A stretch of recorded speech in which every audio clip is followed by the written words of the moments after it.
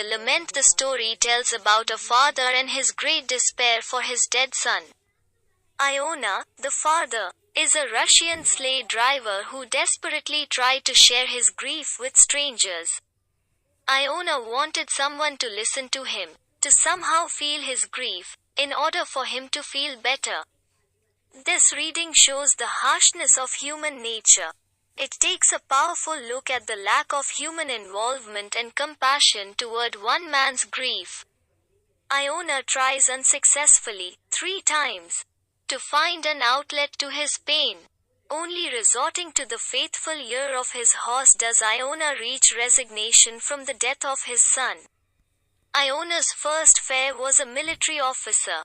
At first, this man seemed interested in Iona's story, but when Iona turned around to talk to him in more detail, the officer started shouting at him about his driving.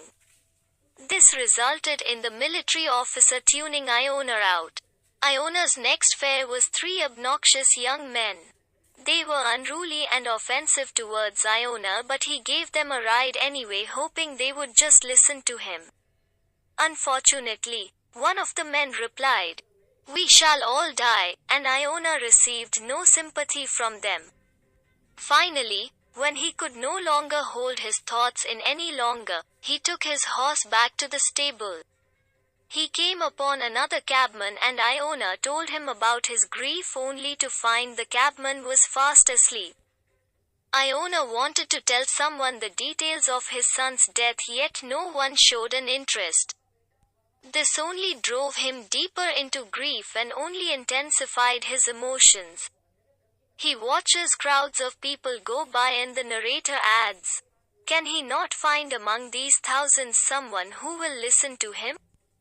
In the end, Iona found refuge speaking to his horse. He poured his heart out to her, and she listened.